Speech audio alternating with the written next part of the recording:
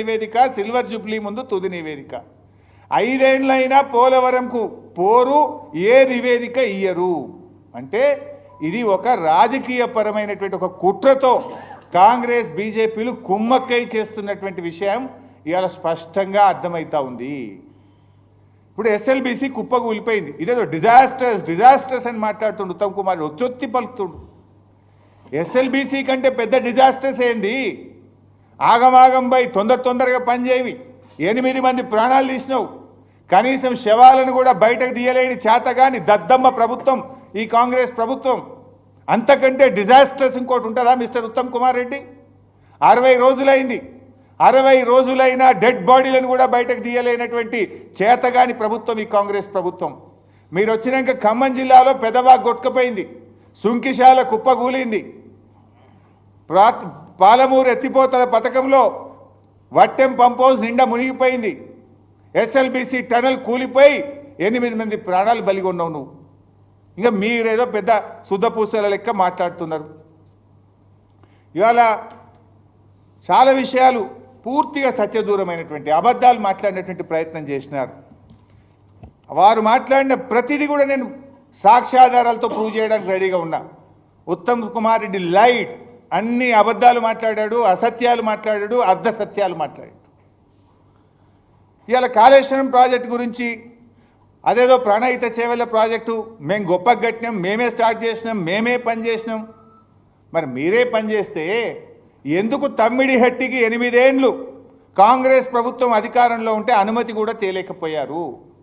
మహారాష్ట్రలో కాంగ్రెస్ ప్రభుత్వం, ఆంధ్రప్రదేశ్లో కాంగ్రెస్ ప్రభుత్వం, ఢిల్లీలో కాంగ్రెస్ ప్రభుత్వం, 3 చోట్ల కాంగ్రెస్ ప్రభుత్వం ఉంటే 8 ఏళ్లలో మహారాష్ట్రాన్ని ఎందుకు ఒప్పించలేరు? ఎందుకు తమ్మిడిహట్టికి అంతర్రాష్ట్ర ఒప్పందం చేయలేదు? ఒకసారి సమాధానం చెప్తారా? Is it not the failure of Congress party? Congress ప్రభుత్వం నిర్లక్ష్యం కాదా?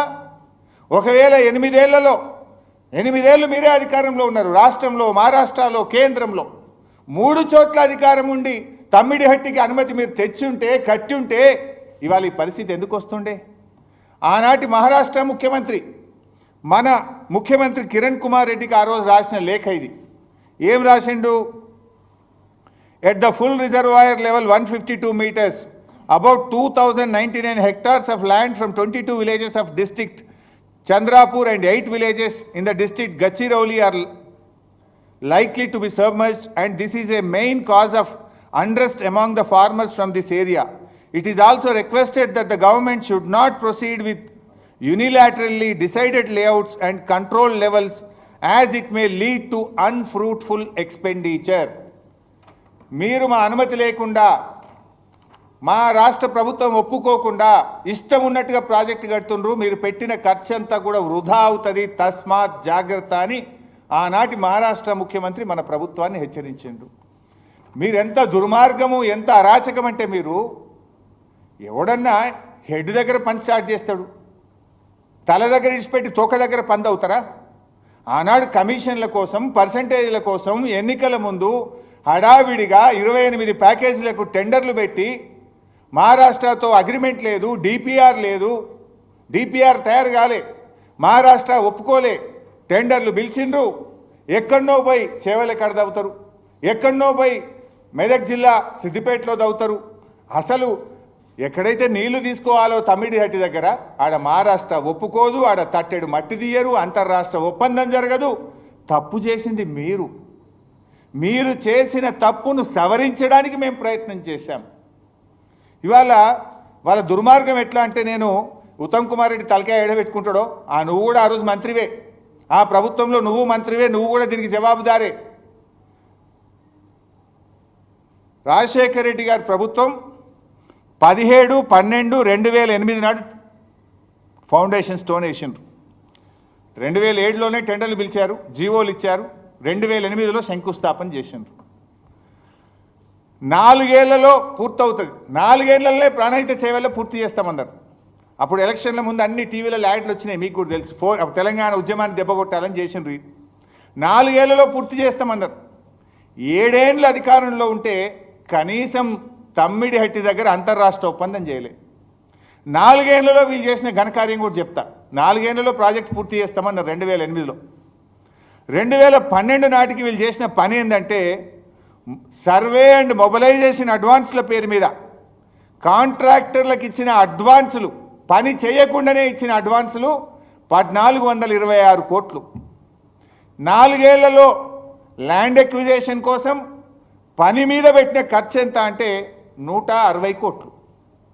చేసిన పని భూసేకరణకు కానీ చేసిన పని 160 కోట్లు. ఏమి చేయకుండానే మొబిలైజేషన్ అడ్వాన్స్ల కింద కాంట్రాక్టర్లకు ఇచ్చింది 1426 కోట్లు. ఇది కాంగ్రెస్ పార్టీ యొక్క అవినీతికి పరాకాష్ట. తట్టెడు మట్టెత్తకుండా 1426 కోట్లు 2012 నాటికి కట్టిపెట్టారు మీరు.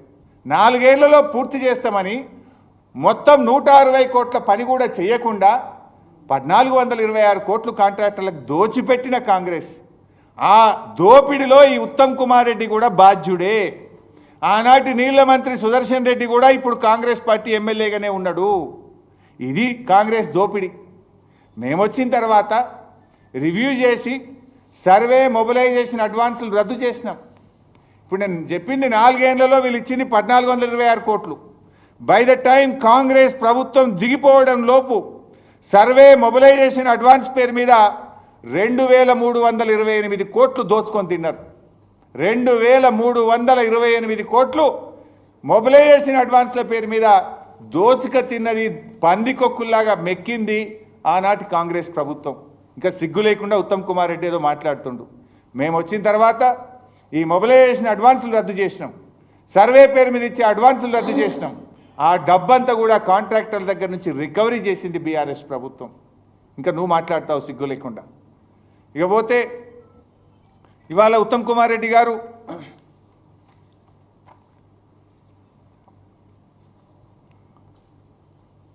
ఇంకా చాలా విషయాలు మాట్లాడు.